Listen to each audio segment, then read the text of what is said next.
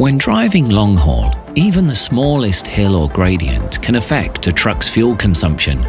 Volvo Trucks' improved IC software uses cloud-based map data to analyze the upcoming topography and then adapts the gears, speed and engine brake in order to use the truck's moving energy more efficiently.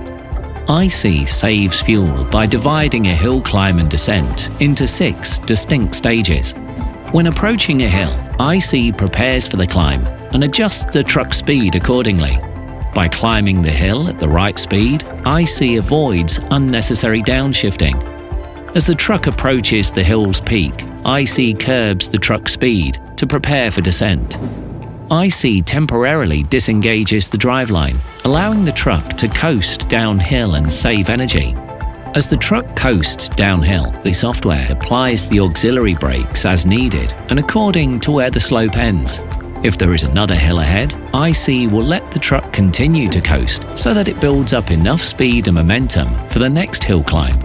IC continuously reads the upcoming topography for several kilometers ahead, so it can anticipate any upcoming hills or gradients.